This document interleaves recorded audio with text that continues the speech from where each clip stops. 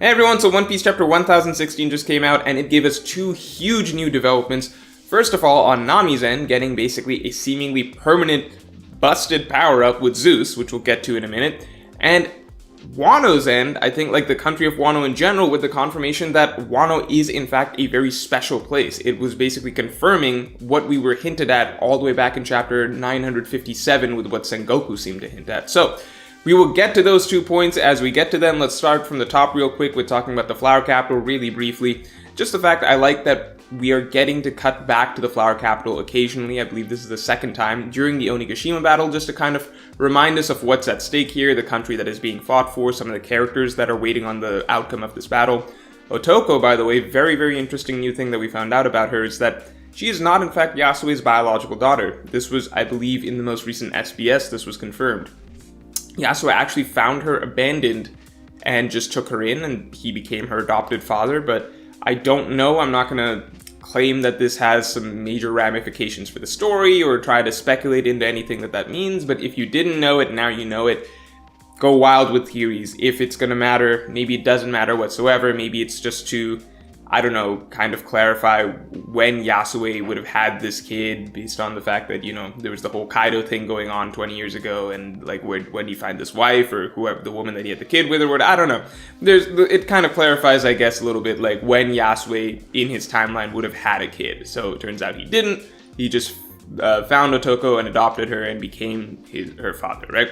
So I don't know if there's anything going to come of that. I'm not going to like strain my brain trying to think of anything that's definitely going to come out of Otoko or not. At the moment, I'm just going to take her as she is, a kid character, to kind of give some more characters for us to have some sort of connection to in the general Wano populace, right? Now, getting back to the main battle. Again, another thing that I like is CP0 talking about, I guess, serving as sort of narrators, not even narrators, more like commentators. This is a sports game, kind of like they're just the bird's eye view of the battle, basically giving their opinions on how things are shifting back and forth. I like having that reference point from basically not exactly an unbiased third party, but definitely an uninvolved third party so far uninvolved third party, kind of just measuring things, seeing how things play out. Obviously, pirates taking out other pirates is just good for the world government, so I'm sure CP0, I'm sure we'll get to see a little bit of their motivations or what they want to see come out of this in the coming chapters. So, beyond that, juicy stuff. The majority of this chapter was taken up by the Nami scene, so basically Nami and Zeus, kind of getting a bit of context as to what happened with Zeus, so it does look like, I guess, fairly straightforward. It wasn't anything crazy. We all did most people did kind of guess that, okay, in the process of Zeus being devoured by Hera, some of Zeus was able to get away and fuse with Nami's climate attack, right?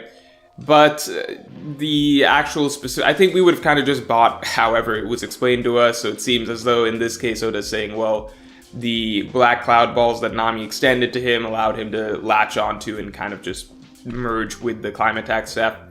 It's, you know, it's what I think we're down to accept whatever explanation it is for it. But the point is, we all wanted to see Nami get Zeus permanently, right? We all were getting used to Zeus being a permanent power-up for Nami, and now she's got it, so I'm happy to see that. I did enjoy the interactions we got between Nami, Zeus, and Usopp, with Nami actually not liking the fact that Zeus is now permanently infused with her weapon. I think she liked the non-sentient version of her climate attack before this. So I think that that's a funny development. That's a classic Nami reaction. It's kind of like one of those things like, you know, despite everything that Nami has been through, you know, from start to finish in this series, she's still a normie at heart, right? Like, at the end of the day, she can have flown to the sky, you know, gone on like thousands of feet under the sea, gone to Whole Cake Island, done like a million different things, control the weather, all of these things, but at the end of the day, she's still just a normie at heart. So she still just doesn't like certain supernatural, like, she's cool with lots of supernatural things happening around her, but she doesn't like it when she's kind of the focal point of it, right? So it's kind of like how I imagine Nami would react if she'd eaten a devil fruit. Nami would not like eating a devil fruit. She would not be okay with that. So this is not exactly the same thing, but Nami definitely does not like the fact that now she's just got like a walking, talking stick that is her main weapon, and there's nothing that she can do about it. Obviously, I'm sure she enjoys the perks that come with having such a powerful weapon at this point, because Zeus does seem to offer some new abilities that he couldn't do before or just wasn't exercising before. So that's what we saw during the ulti situation, right? Or the ulti little skirmish. So, the ulti fight, right? Which is that Zeus is now basically a homing lightning bolt, if that makes sense. At least that's what it looks like a little bit. So now it's much, much harder to dodge Nami's attacks, which is crazy to think about, because Nami's attacks in the past, like, that's always kind of been, I won't say Nami's weakness essentially, because her weakness is more so that she's just, I don't know, like a 5'7", 100-pound girl who can probably just get like her ass beat by probably the vast majority of semi-competent New World fighters. So it's more so her physical stats that probably hold her back, right? But if we were talking about in her firepower has always been near the very, very top of the, you know, the top tier of the Straw Hats, right? I think from ever since she got the climb attack, I think specifically starting from Enies Lobby onwards, I think whatever Nami's peak firepower is with her weapon has always been close to what even the strongest Straw Hats can do. And that kind of scaled up with her getting Zeus to kind of keep that sort of unique niche of hers, right? That, like, yes, Luffy, Zoro, Sanji are very strong, but with Nami having Zeus, I wouldn't be surprised if a lot of her attacks are comparably strong to even the strongest member of the Straw Hats, right? It's more so her physical stats that keep her down. But one thing that we did notice with ulti is that ulti was very good at dodging a lot of these large-scale, very powerful attacks. At least we saw that most recently during that whole Big Mom fight, or not Big Mom, I guess like a little bit of a three-way combat situation with Nami, Ulti, and Big Mom. Nami took a attack at Ulti, but Ulti dodged that, right? So I think this does add to her significantly, because just the fact that before, the one thing that, like, yeah, she's got a lot of firepower, but the one thing that fast opponents could do to get around it would be to just dodge it. Now if they can't even do that, I don't know, Nami's a very, very, very, very, very dangerous opponent at this point. So that's interesting to see. As for the entire Ulti fight breakdown, I think that Ulti in general, you know, she seemed very intimidating this chapter when she busted back in. And, you know, guns a-blazing, furious at Tama. So I did like the vibe that Ulti gave off during her appearance. I will say that, and we won't go into this much of this review or anything like that. Let's wait to see how things play out. As you guys know, I hope that this isn't the final battle. I hope that the Straw Hats are defeated. I hope that things turn around and that the Beast Pirates kind of flip a switch or whatever, right? As you guys all know. Okay. I will say that if this is the main fight where Nami defeats Ulti, I did not think this was a good fight for Nami whatsoever. I think comparing it to Khalifa, comparing it to Double Finger, even comparing it to Nami versus Hotori and Kotori, I just felt like if you go to, yeah, like forget Khalifa and Double Finger, because if you reread those fights, I think it's very clear why those were significantly better fights for Nami than this one. But even just looking at something like Nami versus Hotori and Kotori, like that was at least a fight that involved Nami using her Nami skills essentially, like her wits, her resourcefulness, her knowledge of the weather and tactics essentially to defeat her opponent. This was literally just, I'm Zeus, you have me now. Nami throws out an attack and it misses, but then it doesn't matter because Zeus gets ulti anyway. This is a little worrisome to me, just because if ulti is actually down from here, and this is a sign of what a lot of the Straw Hats fights are going to go like, then to me that's just a little worrisome, because the one thing that Wano really has going for it, the big thing that Wano really has going for it, is that finally we're going to get the big fights, right? The big fights, all the Straw Hats getting lined up with significantly strong opponents.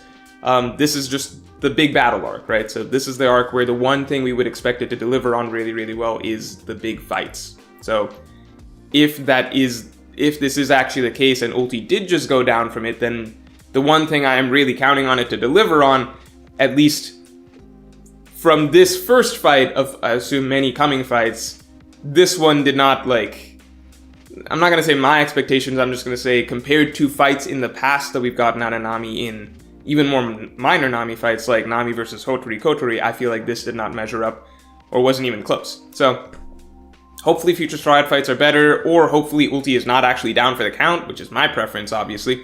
But hopefully future Straw Hat fights are actually a little more in-depth fights, right? Beyond that, we got, I guess, the reactions of the Tobiroppo to hearing that 2 of the Flying Six are down. Also, Page 1 being down with Usopp not getting that fight. Guess we can let that slide as well. But Tobiroppo getting their reactions, I think we are going to probably get to see a little bit more of what's going on with those fights, I guess, in the next coming couple chapters, because Oda is kind of cutting back to showing that those 3 fights are still ongoing. Besides that, the main thing that was set up this chapter was obviously Yamato versus Kaido on the rooftop. I am really, really looking forward to this, because this is hopefully where we get some characterization for Yamato on a little bit more than just the surface level, right? So I'm hoping for some really good flashback here, something like that. Not like a 3, 4, 5 chapter flashback or anything like that. Let me say more so at least some flashback panels or something like that to give us an idea of who Yamato is, what led Yamato to really being against Kaido and kind of rebelling against Kaido. I understand it was the Oden situation and everything like that, but just Yamato's feelings towards Kaido in general and what really spurs those on. How long has this been brewing? Who is Yamato really? That's what I kind of want to get to, because obviously Yamato is growing in popularity as a character. I will acknowledge Yamato is definitely a Straw Hat candidate for sure.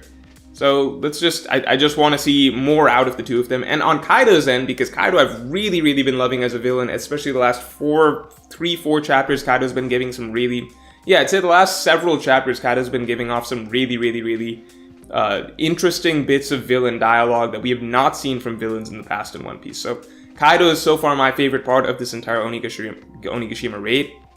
I view Kaido and Yamato as a great chance to explore more of Kaido's character, even just finding out who Yamato's mother is, or maybe if Yamato, similar to Otoko, was actually a child that Kaido just adopted. I don't know, there's so many possibilities here.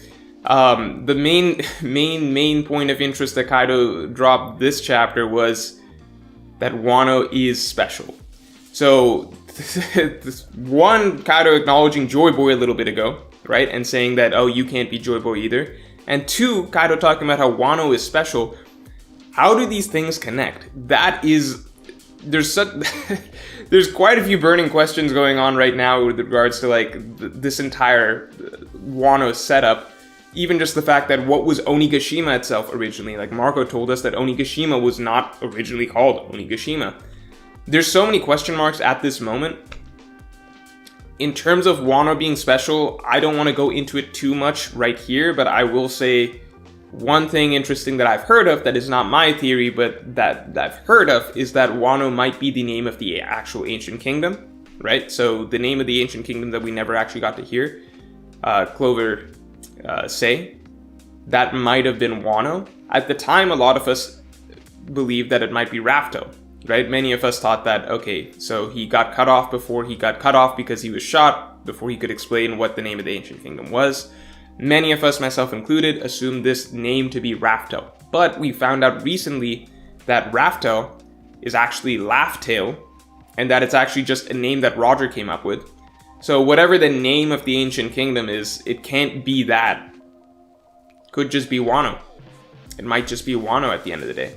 So that's a very, very interesting possibility. I'm not exactly like running with that possibility, but I did want to share that with you guys. I guess I'll share one more interesting little tidbit that people have talked about. Again, not just my idea, but I've heard this and I know enough to understand why this is an interesting idea. The theory that Wano is on the back of a giant turtle. Very interesting theory because, again, well, I don't know if you guys know, but there is this, I forget, it's either Buddhism or Hinduism, basically, that has this notion that the world is on the back of giant elephants that are on the back of a giant turtle. This whole storyline started with the island of Zou, which was on the back of a giant elephant. The way Wano is shaped, with lots of shells and everything like that, could indicate that it's actually on the back of a giant turtle, similar to Zou.